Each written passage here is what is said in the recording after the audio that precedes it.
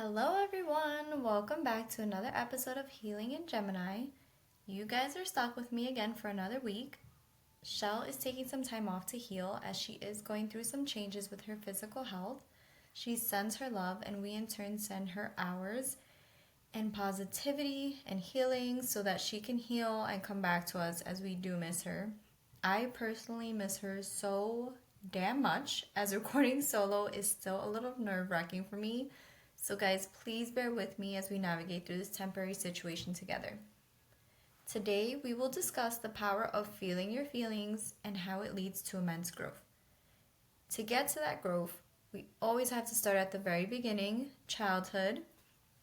How were you taught to handle or manage your feelings when you were a kid? This is something we all need to ask ourselves. I feel like when I was growing up, there was a certain way of being taught how to handle my emotions, and that was simply like, you didn't. You suppressed them, which is terrible and it's sad, and I have touched upon this in a previous episode. We need to understand that children are mini adults and do not fully understand the idea of the feelings or the emotions they are experiencing. They just know that this is like what's happening to them at that moment. And this goes for all feelings: anger, tired, happy, overwhelmed. Wouldn't you agree that it's the adult's responsibility to teach children how to manage feelings, not just suppress it or get frustrated that the child is having feelings? I've seen so many parents get frustrated with their children when their child is throwing a tantrum, telling them to shut up, or like I've even heard like, I'll give you something to cry about, which is very frightening. So it can be effective in the moment.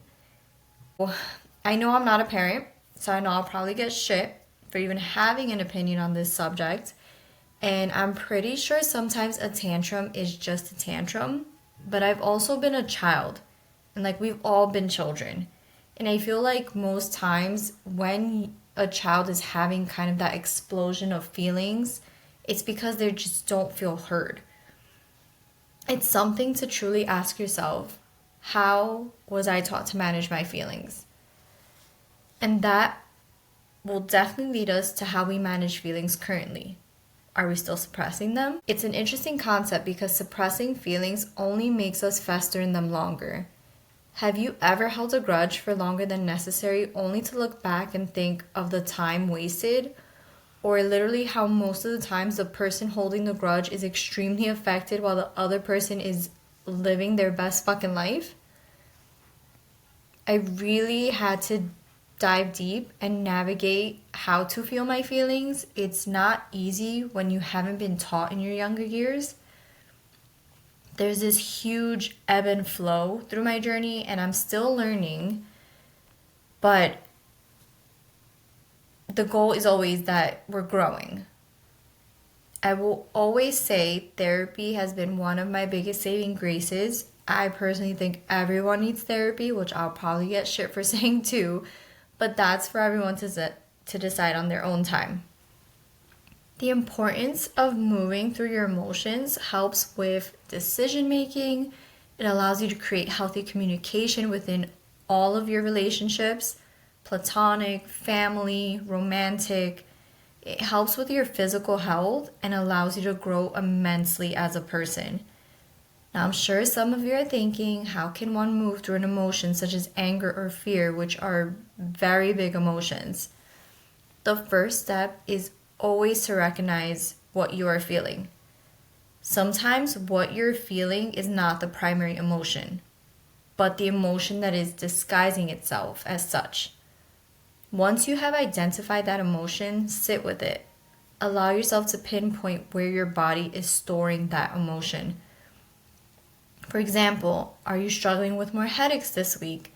Do you have a stomachache that won't go away? Do you have a cough even after taking a bunch of medicine?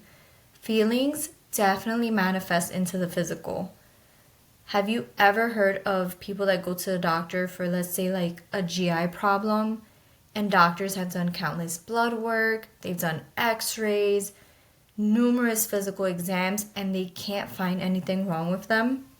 Like, isn't that so suspicious? These are definitely stored emotions that the individual has not let go of, and that's been building over who knows how many years. Now that you have pinpointed where that feeling is within your body, start to take some deep breaths.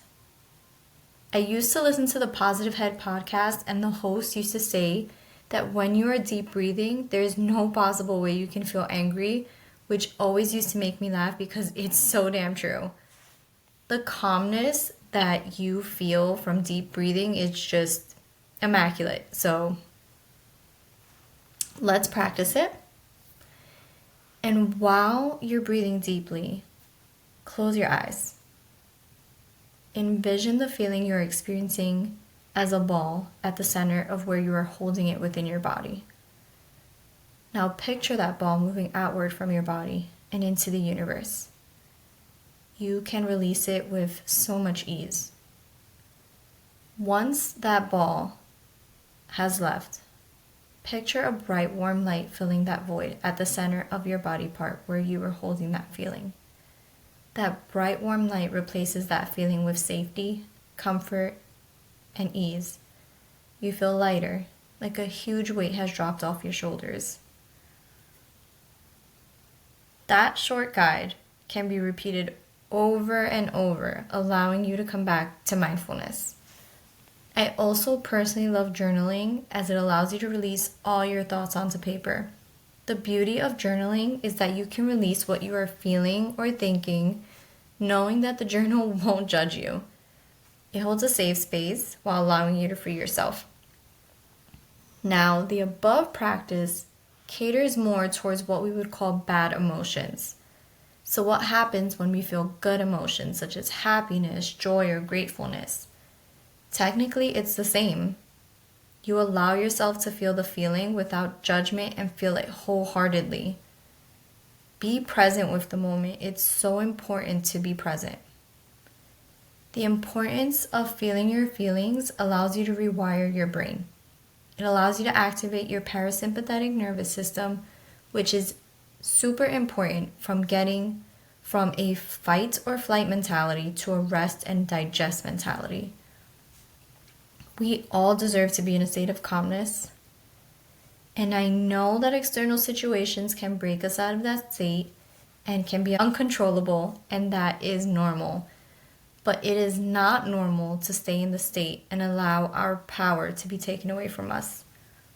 I hope everyone listening to this can let go of something they have been holding on to recently. I wish everyone a great week, and as always, we are sending you so much love.